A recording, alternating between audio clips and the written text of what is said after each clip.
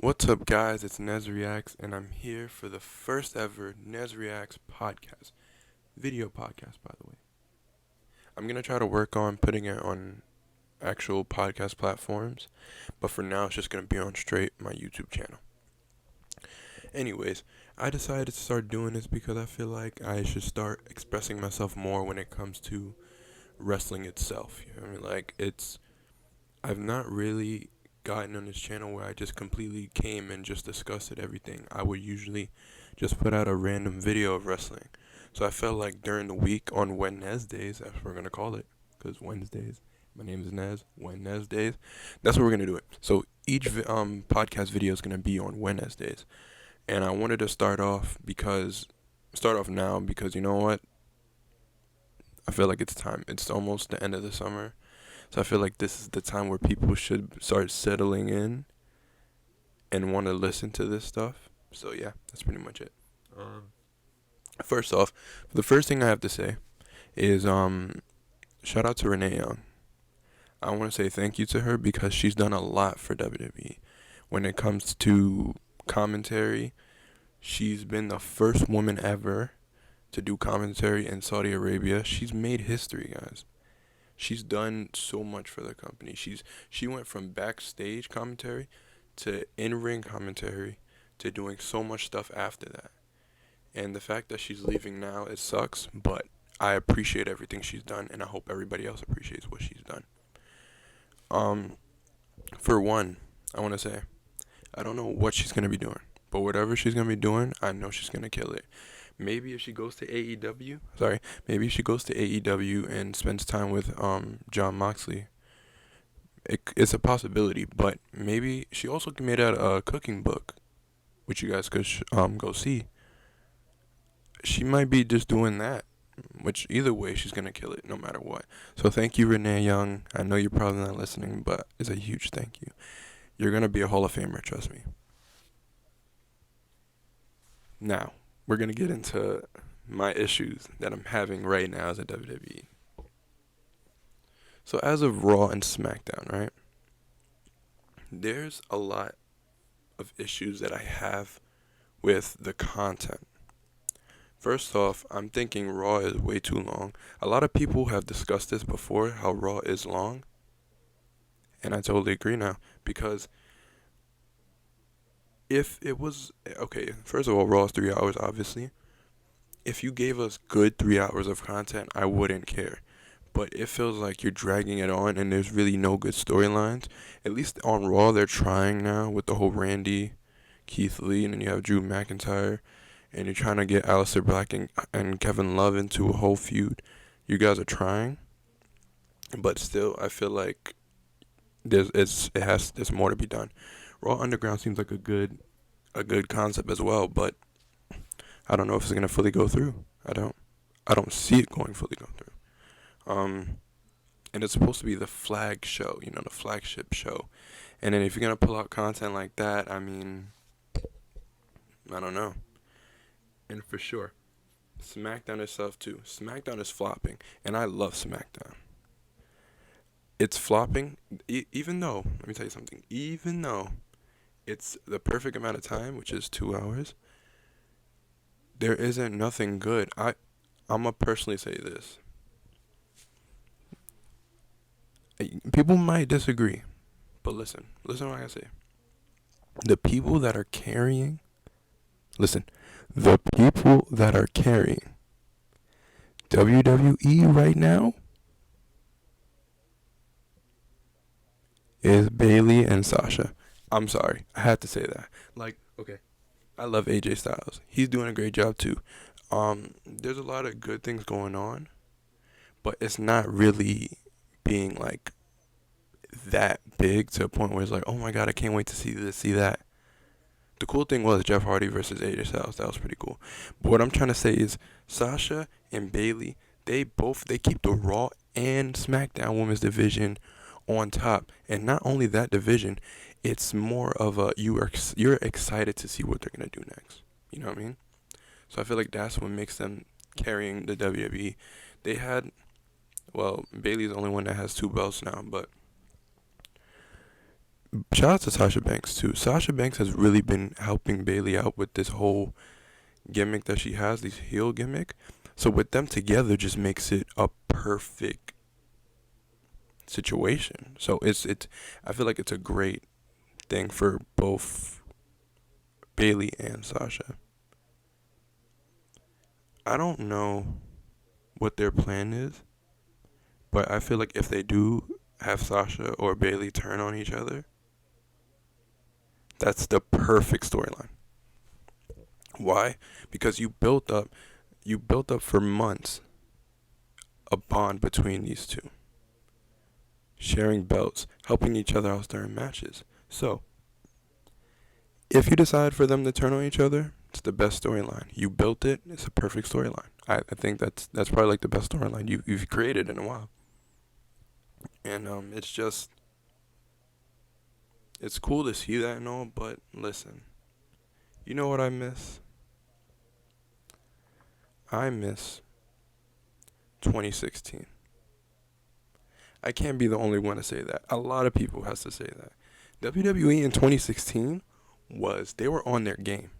That's when the draft came back and everything was nice and fresh. Raw was good, SmackDown was beautiful. I don't know, something about it just was insane. You had like a decent amount of superstars on each brand and it worked so well. You had AJ carry basically carry SmackDown, have SmackDown as his brand. You had Kevin Owens shockingly becoming Universal Champion. You also had Seth Rollins and Kevin Owens having a good rivalry. You had AJ and Dean Ambrose for a while. You had, we're not gonna really discuss it, but Randy and Jinder Mahal. Um, but besides that, 2016 was such a good year for WWE. The only problem I had with 2016 was some of the people that were being pushed didn't deserve it. But that's not what I'm going to really discuss. I'm just saying right now, 2016 was the best year. Honestly.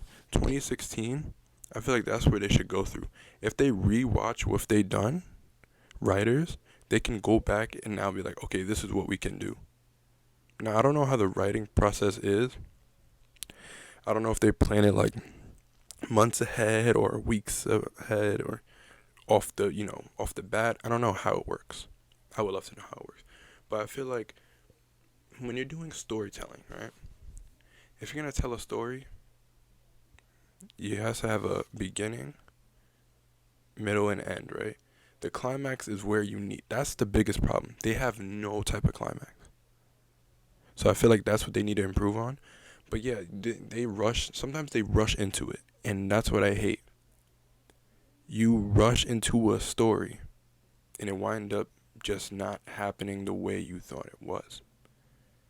For instance, Randy and Bray Wyatt. A lot of people actually enjoyed it. I didn't. I feel like it was a very short build. The reason I say that is because, mind you, Randy teamed up with Bray for a while to make it, pretty cool, and then he wins the Royal Rumble, turns on Bray, this and that. But I felt like they should have done that months before. Had Randy be a part of the Wyatt family a couple months before they won the tag titles. Because therefore you have a story. Now you have this whole thing where, we had a good time together, this and that, and then that's when you do it. That's when you have Randy turn on him. That's when you have Randy win the Royal Rumble. I'm sorry. And that's how you tell a story. You have him win. That's a perfect story.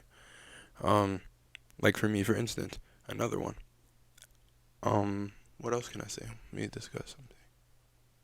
Jinder and Randy Orton. This is right after the Bray Wyatt thing. Randy Orton, I don't know, was it because of the whole race kind of situation that they decided to give Jinder the title so fast? I didn't like that.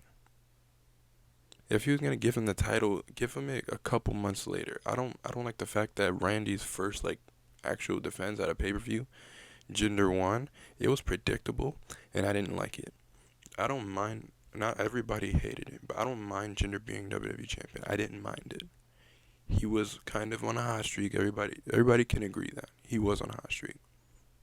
So I don't want people to be that mad about it. The people that are really mad about it is because, once again,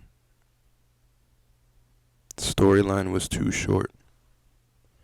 The storyline is way too short. You gotta know how to go about everything. I'm gonna tell you something right now. This is the videos I'm trying to do.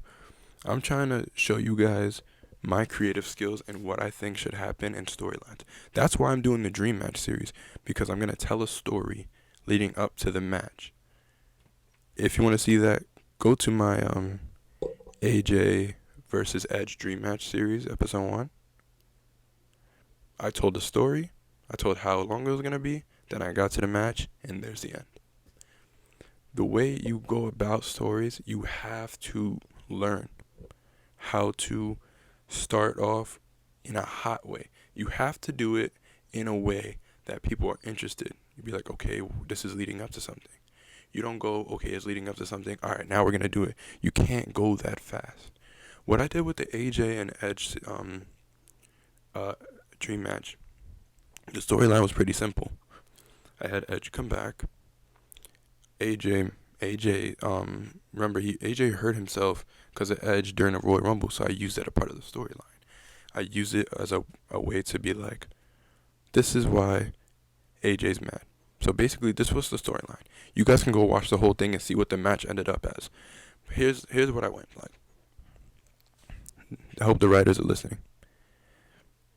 Edge comes back, right? Came back at the Royal Rumble. AJ's hurt because I think he dislocated his arm or something when he got eliminated by Edge. But anyways, that's what I went with. And now AJ's furious because now he feels like Edge is the reason why he couldn't main event WrestleMania. So now that Edge is back, he keeps cutting promos of how he feels good. But then AJ goes and wins the Intercontinental title. This is like couple months.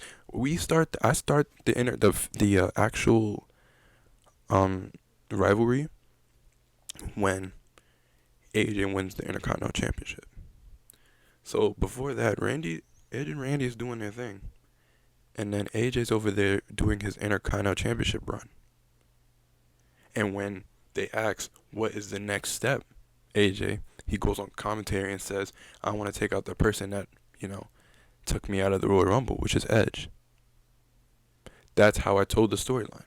Now you got Edge, not even mad about it or whatever, but AJ continuously barks and angers him to the point where there's promos every week, back and forth.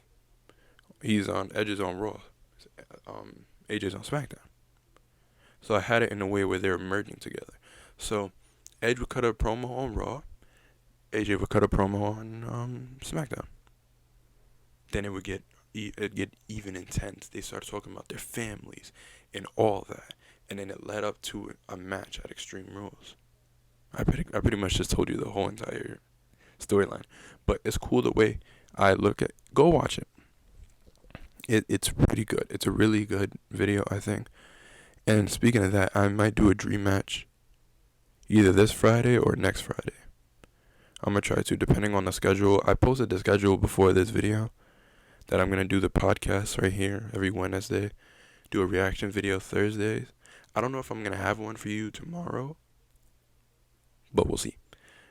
And then every other Friday I'm gonna do a dream match. So what I'm gonna do is I'm gonna start the dream match Friday. I'm gonna start doing the storyline and stuff together, make the video, and then post it next Friday. So everything could be well done. The story could be well done. We'll be good. I'm not gonna tell you what match I'm doing. I have a good one, so you just stick out for that one. If I told you right now, there's no point of you watching it, so I'm not gonna say anything. So definitely look at that for that. That's gonna be cool. But back to the storytelling. I don't know. I think the biggest problem for SmackDown writers, I'm just going with SmackDown writers. The main problem for SmackDown writers, right, is that they don't plan ahead of time, like I discussed earlier. They just simply go off of what happens. And I don't like to say it, but I do blame Vince. Vince has to go to his writers and tell them, listen, you gotta do this better. This has to happen. This is how you tell something. Because you have to, as a boss, right? You you can be a cool boss. You can be good. You can be a nice boss. But there's at one point where you have to put them in your place and tell them, listen, you have to do this and that. For instance, before the whole quarantine, I was a manager at a movie theater near me, and I'm a really kind dude. I'm very lovable.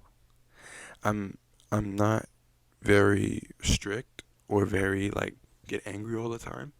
So everybody thinks I'm cool, and I'm cool with that. I like to hang with my staff. I like to do all that. But I also have to realize that I'm a manager and they have to listen to me. So if I see something wrong and I feel like you should improve in it, I have to talk to you about it in a serious tone. I'm not going to yell at you. I'm just going to tell you you need to do this better. That's how you got to do when you come about being a boss, especially with a huge company like you have. You have to tell them, listen, our ratings are not looking good. We got to fix something about it, fix the stories, fix the rivalries, and let's move on. I think it's pretty simple. But also, the writers have to be ready. I think, this is what I think, okay? I think maybe Vince, let's say Vince does go to them and do that.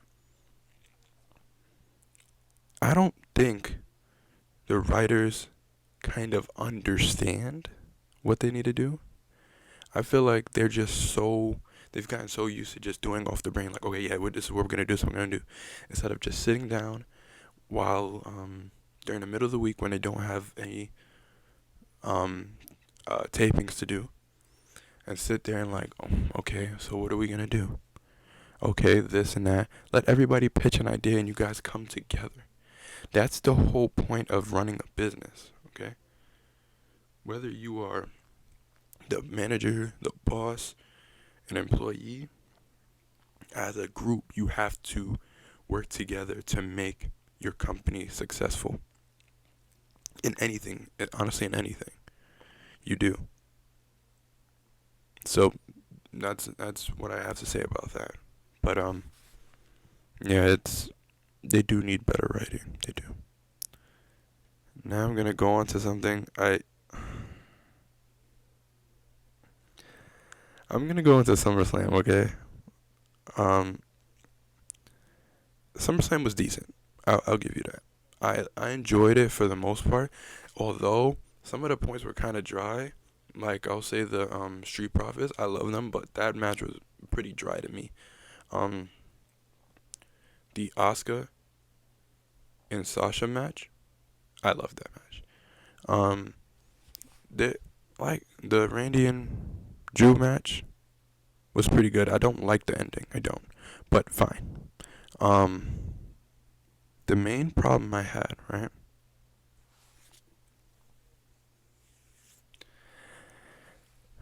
The main problem I had was that during the Fiend and Braun Strowman match, the Fiend won, which is cool to me. I love the Fiend.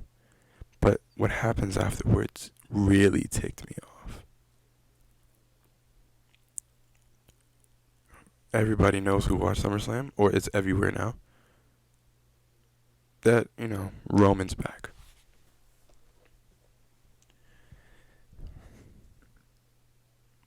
If you, I'm going to put a link in the description. If you go listen to us at Yep, I Like Wrestling, which is another podcast I do, other than this one, I have a whole group of people that we go together every week, and we post a video about us talking about wrestling. But we haven't doing that before because of, COVID and stuff. So we haven't posted a new episode in a long time. But if you listen to mostly every episode I'm on, and we discuss Roman Reigns, I always say I hate Roman Reigns. And hate's a strong word, but I hate him. I respect him as a real person. Like him battling leukemia, I was very happy about that. I'm proud. I was happy for him. But his character gets me, I hate it. I hate seeing him in a main event. I really do. Like, that's why I love him losing. It's so fun. It's cool to watch him just lose. I just don't like Roman Reigns. I don't think Roman Reigns is. People are about to get mad. People are gonna get triggered. What I'm about to say. Roman Reigns, I don't think he's that talented. He's good. He's good. But I don't think he's that talented of a wrestler to be in the main event picture every time. I'm pretty sure he main evented. Let me see how many. Let me count. 31, 32. 4 WrestleManias back to back. To back. And listen, he lost to Brock the first time. Because Seth cashed in. Thank God. This is how bad nobody likes Roman Reigns. They had to force Seth Rollins to come in and cash in. He could have waited a little bit longer. He had time. But they was like, we need to do something now. So there you go. He lost that one. Fine. I was happy. Then he goes on to main event, the next one against Triple H for the WWE Championship. He wins that one. Hate it. Then he goes to WrestleMania 33 and beats the Undertaker. I'm gonna say it again. He beats the Undertaker. After Brock already did it. Listen to this. After Brock already beat him, it was Roman Reigns' turn. I can't stand it. I just can't. And in 34, he lost to Brock. Cool. I just don't like the fact that he's main eventing a lot. I don't like the fact that he's gonna win the Universal title. It's definitely gonna happen. I don't like it's gonna happen to the Fiend. It's obvious. I don't like it at all. Roman Reigns to me is just I don't like it. He just makes I don't know. I'm not when I see Roman Reigns, man. When I see him fighting, I'm just like, yo, please let him lose, please. Like the rivalry with John Cena, it was bound to happen that Roman was gonna beat Cena, but that whole entire time I'm like, please Cena, please beat this man, please. It was even funny when this is how much I'm not the only one that doesn't like Roman Reigns. When back on Raw, when he had the IC title and he was going against the Miz, I think it was like Raw 1000 or something like that. I forgot which one. This man, they had a title for a championship match, and throughout the whole match, everybody was cheering for the Miz. Every time Miz went for a move, he went for the Swole Crusher finale. Everybody was cheering. Everybody was loud. It was like 1, 2, 3, yeah. Because nobody likes Roman Reigns. I'm telling you, it's not just me. And you seen his teeth? That's mad funny. I have no reason to like laugh at his teeth because my teeth are horrible. Like it's just disgusting. Anyways, so compared to his, he whitened his teeth, and mad people were like dying about it. Everybody's laughing. There was an episode. It's funny because they made a meme out of it.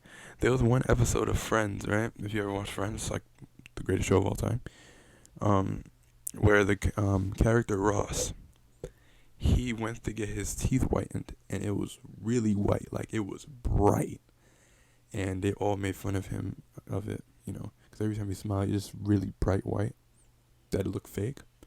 That's what it kind of looked like for Roman Reigns. Everybody made a meme like this is Roman Reigns, which is hilarious because it really did look the same. That's immediately when I saw his teeth, I was like, yo, that's really what I was thinking of. Yeah. So yeah, that is insane. Roman Reigns. And Randy Orton was making fun of his teeth, which is hilarious. But back to why I hate Roman Reigns. I don't like him. I don't. And you know what else I hated? Even though the game was trash, the fact that he was on the cover of WWE 2K20, I think he's the reason why. I think he's the reason why that game did terrible. The reason it was glitching and stuff is because he was on the cover. If it was just Becky, the game would have been fine. I guarantee you. But I'm telling you, I wish I could go back in time and take him out just to show you. I don't know. But that game was horrible. But yeah, Roman was on the cover of that. Roman's just, I don't know. The only time I actually liked Roman was when he was on the Shield. Because he was respectable. That whole entire team together is one of the best factions of all time. You know what I mean? So you have Seth Rollins, who's great. Dean Ambrose, who's great. You have Roman Reigns. He's great when they're all together. When Roman Reigns is separated, it's just like, no, it's not fun. Like sorry, when Seth left the group, he had a good singles run. He was actually he's talented, obviously, but he's so good at just being a single superstar. So was Dean Ambrose or John Moxley, whatever you want to call him now. Roman Reigns as a singles, it's ridiculous. I don't like it at all. I don't. It's very repetitive, and I don't understand why Vince just believes in him so much. I don't understand. I don't get it. I don't like Roman Reigns. I don't like Roman Reigns. It's just bad. I'm not gonna go into it because if I keep going, I'm gonna be mad about it, and it's gonna be like a gazillion times. It's gonna be like a whole hour stream of me talking about why I hate Roman Reigns. So I'm just gonna keep it going. Um, Another problem I have, right? This is just off the bat now. Mid card titles. AJ's doing fine with the Intercontinental. Maybe I'm just biased about that, but AJ's doing good with the Intercontinental Championship. I don't like the fact that they're changing the designs. I think the IC title was cool enough. I think it was good. But the main issue I have is the US title. When I heard that they was making a new design for the US title, I was kind of excited. I was like, okay, maybe we'll do something good. Maybe it'll be cool. Maybe it'll be cool. No, I don't like it. A lot of people do like it. I just don't like it. People say it looks more prestigious. Yeah, I get it, but maybe it hasn't grown on me yet. But seeing that big title, I feel like it's a very dull title to me. I don't think it has that much of American U.S. symbol. It doesn't symbolize it as much as the other United States championship was. I don't know. And I have this thing. I have this issue where I'm just picky. I just picture my favorite superstars just we're holding picture them wearing a championship, and I'm like, this is not gonna look good on them. This is not. I can't be the only one that thinks about that. Like certain championships do not look good with certain people. Like if let me see. If if AJ Styles had that US title, I don't know. If he had that version of it, if Ricochet had that version of it, I don't know, man. I don't know. It's just I don't know. It's ridiculous. Like for CM Punk, him with the Sprinter title, I loved it. He looks good with it. Like you can tell it works for him. If he had the title right now, if he had the current one, no, it wouldn't work out. So yeah, the title design is kind of weird, and it's not as prestigious anymore. The U.S. title's held by Apollo Crews, and his rivalry is what MVP still. I don't think so. Look, Raw and SmackDown got me guessing now because I just watch clips on YouTube now. I can't fully watch an episode of neither of them anymore, so that's why I'm just spitballing. I think he is still going with MVP and Bobby Lashley and all of them. I think that's still happening, but anyways, they for the U.S. title, they don't have a lot of people contending, and they have a lot of talented roster. You have Ricochet that still hasn't done a lot. You have him. Put him against Apollo Crews. That's perfect. They're both kind of lightweighted. Put them together. Sorry. You have who else you have? You have a lot. I can't even think of. You have so many people in the back that you can put in way. They don't have to win. You can just put them against them. It's fine. I don't understand why they think it's so hard to do that. It's not. It's not that hard. Let me see. Let me think about this real quick. I'm gonna try to give you an example. Okay, here we go. So I have a game on PlayStation, on PS4. You can get it on PC too if you want. It's called Fire Pro Wrestling. It's New Japan. Well, they have New Japan in it now, and you can basically make your own promotion in it. So I downloaded all the wrestlers that I wanted, right, and put them on my roster. and made the rivalry so good. Like, for instance, I had Will Ospreay win the Intercontinental Championship, and he feuded with The Miz for 2 months.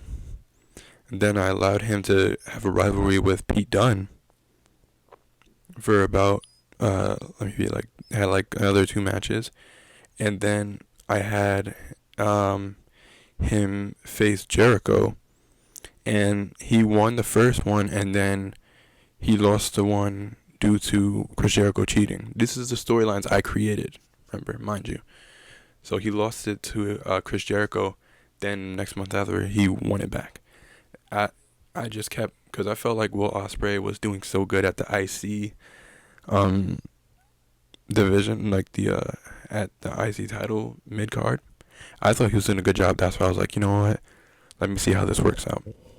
And also, for most of my rivalries and stuff, I put them together, but I allow them to wrestle. I don't fight. I allow them to wrestle so that I know how to go about it once they lose. That's how you go about stuff. This is why I think I'm a good story writer and how I can work for them. I can go around whatever they do. For instance, I had Adam Cole go against Shawn Michaels, right? For the Universal title. Adam Cole was champion, right? And Shawn Michaels won, right? And I wasn't expecting that because I had a whole setup for Adam Cole facing off against the Fiend, and then like Brock Lesnar. Like I had stuff figured out already. But once Shawn won, I quickly changed it up. I was like, all right, what am I gonna do? And for instance, I sat there and I was like, okay, I'm gonna have Adam face him one more time, so I can have time to put somebody else over. That's how you do it. That's exactly how you work. Who did I do? Shawn Michaels. I had him face Adam Cole. And then Adam Cole won it back. So then now I got to go all the way back and figure out another thing. And so then I was like, all right, cool. You win. Got it. We're going to put you on one episode, one regular television show, one regular. You guys fight. And by the end of that, I'm going to have you go against A, B, or C, whatever, whoever. That's how I construct stories. That's how I construct rivalries. How I construct matches. I just had that creativity that instantly I'm like, okay, this is what we're going to do. And mind you, I'm doing this by myself. If I had a whole team, it would be amazing. We would do so good. But I don't. I'm doing it by myself, and I do a good job at it. If you guys want, I'll go on Fire Pro and do a whole series on my channel of me booking matches and you guys watching it. I can do that. Just let me know in the comments. I will do it. I'll definitely do it. I'll even live stream if you want. So you know that I'm not playing around. I book it the way I want to book it. So that's a good one. I like that. And also, tag division. I'm very good at tag division. The tag division right now for Raw and SmackDown is not good. I'm going to be honest. They're just not good. You put Cesaro and Shinsuke together. They weren't even a team. They was just like randomly put together. That's how bad the tag teams are. You have the Usos and the New Day. And that's pretty much it. And the Street Profits. That's pretty much it.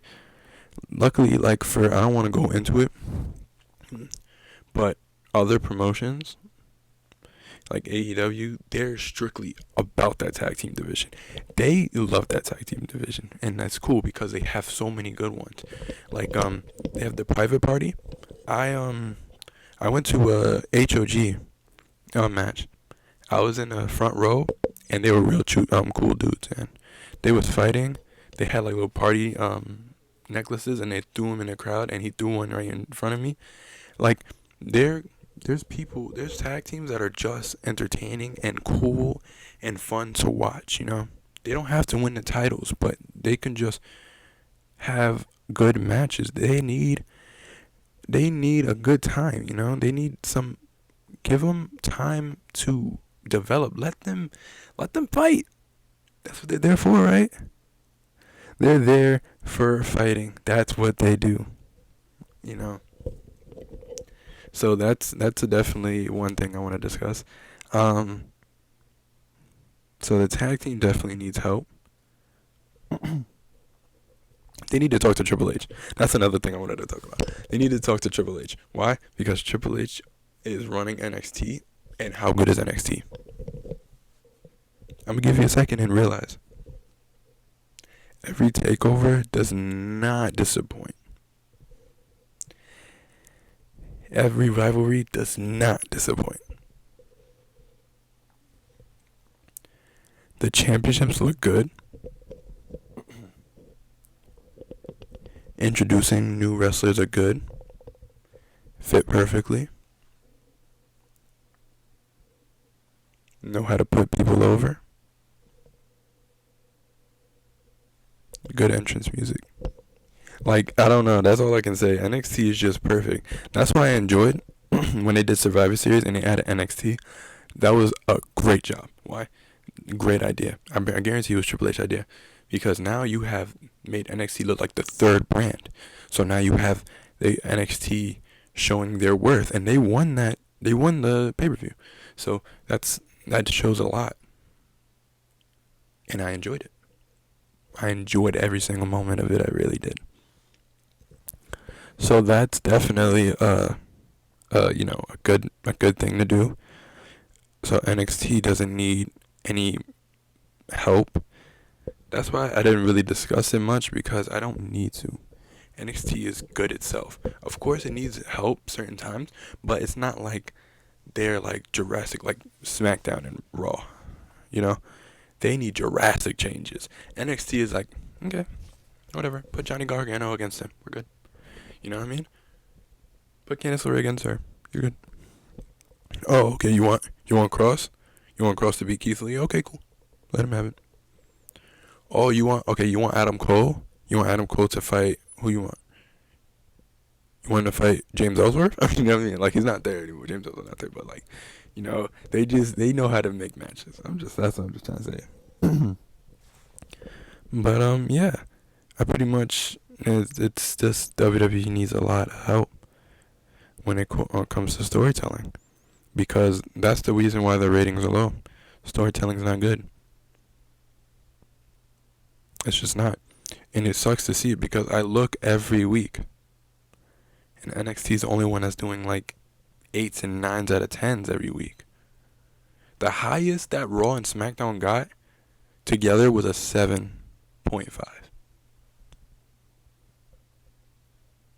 Not every week is 7.5 either. That 7.5 is decent. They don't get 7.5s every week. You know? They're not consistent with 7.5s. They're used to 6 and 6.5s and 5 sometimes. 5 is crazy low. So that's why I'm saying, sorry, you need new help. You need new rivalries. You need how to put stuff. For instance, you know what's the craziest thing right now? The Messiah, Seth Rollins, I love it. Dominic being a wrestler now, I love it. That's a good storyline. You see what I'm talking about? That's a good one. That's probably why you guys are getting 7.5s. It's because of Seth Rollins. Honestly. There. And the reason SmackDown's getting good ratings is because you have The Fiend. You have AJ Styles. Raw gets good and SmackDown gets good. It's cool. Because they have Bayley and Sasha appearing on both brands. They shouldn't have to carry. All the 5 or 6 people that I've talked about, they shouldn't have to carry so much, because that's so much weight on them. It really is. It's like you gave you give all the talent in the world, you have them sign with your company, and now they get no time, and it messes you up, because now you got continuous rivalries that are just like starting to get really stale. Like EC3 is back on TNA. He didn't have to be if WWE pushed him. I thought, listen, let me tell you something. He should have stayed at NXT a little longer. But since he pulled up to the main roster, he hasn't said a word. It's so sad. And that happened on an episode of Alexa Bliss's little I forgot the name. Moment of Bliss. He came on and Ambrose came out and EC3 didn't say a word. Ambrose kept talking, and he would go like this. And then he kept going like this. Every time EC3 would try to talk, he would be like, "What do you think?" "Yeah, no." Like, he wouldn't give him the mic. It's so bad. And that's why I'm glad he got released, because now when he in TNA right now, he's already in the main event picture. And he just got there. And WWE they don't realize why their former talent do so good. Zack Ryder's in AEW right now. Guarantee you he's gonna be at least in a mid-card spot already. Guarantee you. Right, that's what happens. Pac, aka Neville, what he do? He left. Where's he at? AEW. What is he doing? Amazing. Except that he's injured right now, but he was doing good when he went against Kenny Omega. They know how. I just don't get it. How come you're such a huge company, right? I'm so sorry. You're such a huge company, and yet you have no clue how to use your talent. You have these huge talents signed to your company, and you're the biggest wrestling company in the world. Yeah. And you have them just sit in the back watching and like, oh, it's cool, can't wait to get called up. And then they don't get called up. And then you release them, and then they're on to better things. For some odd reason, I don't understand how they do it. And if it's perfectly, once a WWE superstar leaves the company, they go into a different different company, and they kill it. That's how you show. And it's not like they gotten better. It's just that they're talented, but you don't get to see that because WWE has them in the back just chilling. Feeling? So that's definitely something that sucks, you know. And you want me to be honest with you? If I was WWE right now, I wouldn't be signing anybody. I just wouldn't. I feel like you need time.